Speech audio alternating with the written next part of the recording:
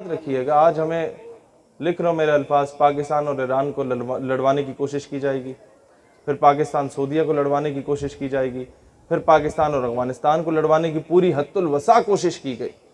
आपके मीडिया पे बैठ के आप मुस्लिम ममालिक के खिलाफ बकवास कर लें, लोग कहेंगे बल्ले बल्ले बल्ले पाकिस्तान की सालमियत की बात हो रही है।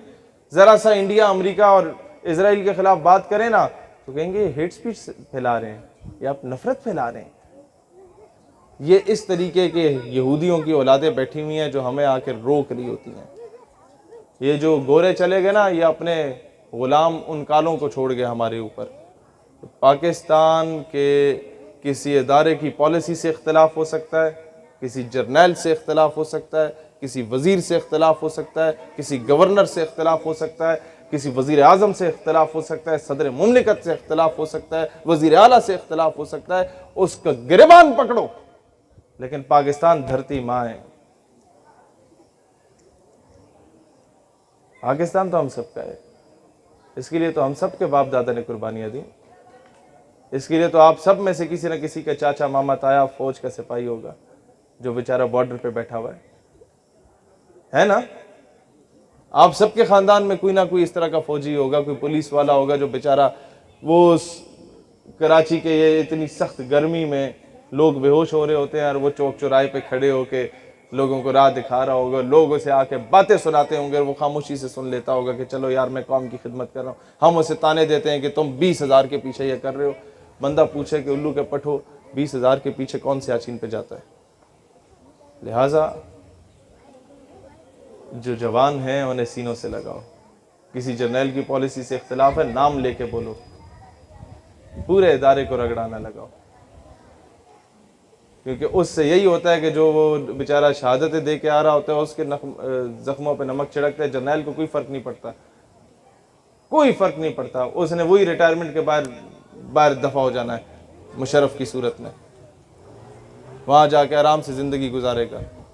उसने जो किया, मैं उन चीज़ों में नहीं जाऊँगा, फिर ये फरिश्ते नाराज़ होते हैं, लेकिन मैं सिर्फ इतना बात कहना चाहूँगा कि पाकिस्तान से अगर मुझे मोहब्बत है तो इस वजह से नहीं है कि ये ख़िता ज़मीन है जहाँ में पल्ला बड़ा, जहाँ में पैदा हो गया, नहीं।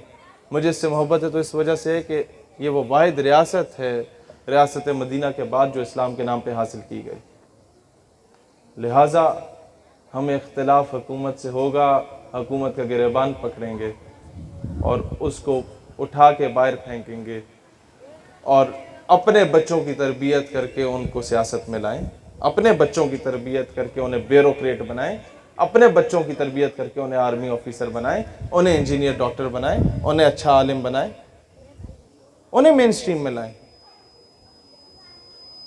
आप मुझे बताएं, बिल फर्ज खुदा ना खास्ता 2-3 हिस्से हो गया मुल्क, तो अंग्रेज़ों के कुत्ते नहलाने वाले तो हर सूबे पे काबिज बैठे हुए, फिर क्या करेंगे? ज़िलों को अलग करेंगे। मेरी बात समझ आ रही है आप लोगों को? ये नवाब वडेरे तो वही बैठे हुए हैं। उन्होंने तो आपको बलूचिस्तान में भी महरूम रखा, उन्होंने आपको पंजाब में भी महरूम रखा। पंजाब आपको क्या लाहौर नजर आता है सिर्फ? साउथ पंजाब चले किसी दिन मेरे साथ, आप बलूचिस्तान के जुल्म भूल जाएंगे। वहां के जो जाबिर और जालिम नवाब वडेरे अपने अवाम के साथ वो सलूक करते हैं। इंटीरियर सिंध चले कभी मेरे साथ, वहां के जो ये जालिम नवाब वडेरे हाल करते हैं ना, वहाँ की मासूम औरतों के साथ, बेचारियों के साथ, जो भट्टों पे काम करती हैं, जो बेचारी वहाँ वो लोगों की गंदमों को काटने के लिए काम कर रही होती हैं। आप भूल जाएंगे कि बलूचिस्तान में क्या हो रहा है। हर जगह की एक अपनी तवील दास्तान है। लेकिन मसला सिर्फ ये, एक बात याद रखना, कभी भी कोई नवाब वडेरा आपको अपना कमी नहीं बनाएगा जब तक आप खुद उसके गिटों में नहीं बैठेंगे, मैंने दाने दे दो, मुझे दाने दे दो जी, मेरी रोज़ी रोटी लग जाए। अपनी हक हलाल की 2 वक्त की रोटी कमाएं, नवाब वडेरे की ग़ुलामी को लात मारें। ठीक है, थोड़ी मुश्किल होगी, लेकिन यह है कि कम से कम तुम्हारी बेटियों की इज्जत बची रहेगी।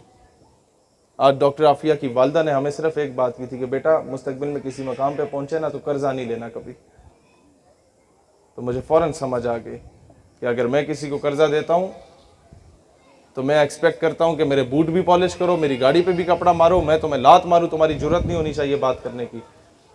इसी तरीके से जब अमेरिका आपको कर्जा देता है तो वो रेमंड डेविस की सूरत में आपके बच्चों का भी कत्ल करता है और बाइज्जत बरी हो जाता है। वो कर्नल जोसेफ की सूरत में आपके बच्चों को अपनी गाड़ी के नीचे कुचल देता है और बाइज्जत बाहर दफा हो जाता है। और वो आफिया सिद्दीकी की सूरत में आपकी बेटी को उठा के भी चला जाता है और आपकी जुर्रत नहीं होती बात करने की। कर्जा इतनी बड़ी गंदी चीज़ है। तो मुल्क की सतह पे कर्जा ना लेना ये हम हुकूमत से इम्प्लीमेंट करवाएंगे, लेकिन ये नवाबों वडेरों की गुलामी से निकलना ये आप लोगों पर है।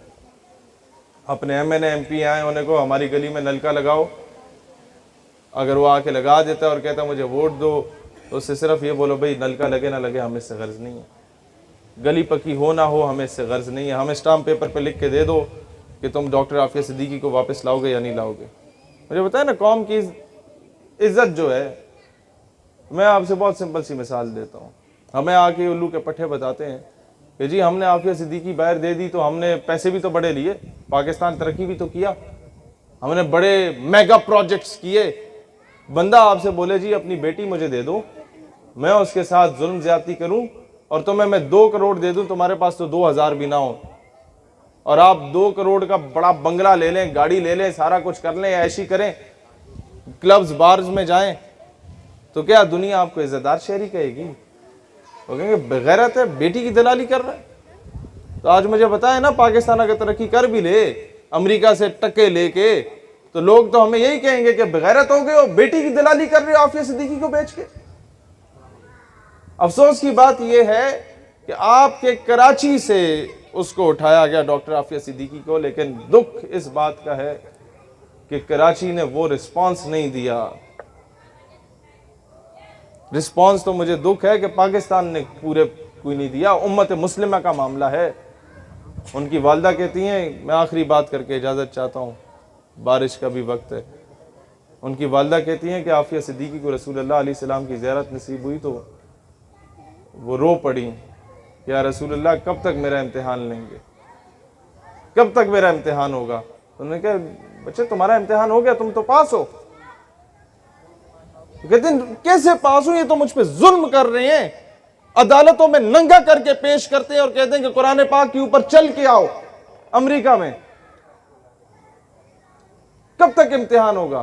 किसका इम्तिहान हो रहा है? अगर मेरा इम्तिहान में मैं पास हूं, तो रसूलुल्लाह अलैहिस्सलाम ने फरमाया कि उम्मत का इम्तिहान है, ये उम्मत जागेगी क्या नहीं जागेगी। अगर ये उम्मत बेटियों पे नहीं जागती ना, तो फिर भूल जाओ, ये कल हमारे घर में भी आके अमेरिका दस्तक देगा। ये जरा से पड़ोस में 4-5 किलोमीटर के फासले पे डॉक्टर आफिया सिद्दीकी का घर है, वहां तक दस्तक दे सकता है ना। हम कुछ भी नहीं, यहां भी दस्तक दे सकता है। आओ बेटियां पेश करो, क्या करोगे? बात वहीं पर आके खत्म होगी। हमीयत नाम था जिसका गई तैमूर के घर से, बात वहीं पर आके खत्म होगी कि बेच के हम कहेंगे मौलाना साहब दुआ कर दें कौम की बेटी वापस आ जाए। वजीर आजम भी दुआ कर रहा होगा, मैं भी दुआ कर रहा हूँ। बंदा कुर्सी है तुम्हारी, ये जनाजा तो नहीं है, कुछ कर नहीं सकते तो उतर क्यों नहीं जाते? अल्लाह वतन को जो मेरे लूट रहे हैं, ये कौम के गद्दार हैं, मर क्यों नहीं जाते? बंदा उनसे पूछे कि भाईजान अगर आप वजीर आजम हैं, ये तो वही बात हुई ना, बेच कर तलवारें खरीद लिए मुसल्ले हमने, बेटियां लुटती रहीं और हम दुआ करते रहे और कहते रहे कि जनाब वो अपने आप को बेहतर कर दो। या जाके हमें यही, ये जो दानियाल भाई बात बता रहे ना, मिर्ज़ा कादियानी का सबसे बड़ा एम एंड ऑब्जेक्टिव आगे ये था कि जिहाद की रूह को ख़त्म कर दो मुसलमानों के अंदर से, इन्हें बुज़दिल और बगैरत बना दो ताकि सल्तनत बरतानिया के खिलाफ ना उठे। 1857 की जंग आज़ादी के बाद मिर्ज़ा कादियानी को लॉन्च किया गया था, और उसी के पैरोकार जो कादियानी है या नहीं है, लेकिन उसके नजरिए पे चलने वाले, क्योंकि उसका नजरिया इम्पोज कर दिया गया हर जगह पे। लोग आ जाके, हम अगर आफिया सिद्दीकी साहिबा की बात करें ना कि उन्हें रिहाई दिलवाओ, लोग कहते हैं तुम्हारी दाढ़ी पूरी नहीं है, तुम जो हो बाशरा नहीं हो, तुम पहले खुद को बेहतर करो, अपना इखलाक बेहतर करो, फिर आफिया सिद्दीकी की बात करो। मैंने कहा भाईजान, आपकी बहन अगर कोई उठा के ले जाए तो पहले क्या 40 दिन तबलीगी दौरे पे जाएंगे, फिर जाके बहन को वापस लाएंगे? समझ रहे हैं इस बात को?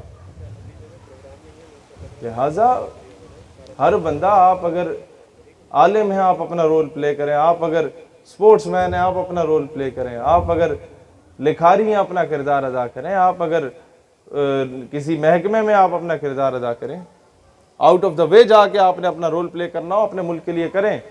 जहाँ नज़र आ रहा हो कि कोई गद्दारी हो रही है तो खड़े हो जाए, नौकरियां ना बचाएं, कह दें कि जनाब हमारी बेल्ट ये हाजिर है, मुल्क की इज्जत को नहीं बेचेंगे, कह दें जी ये हमारे रैंक्स हाजिर हैं, बस मजीद कौम की बेटियां नहीं बेची।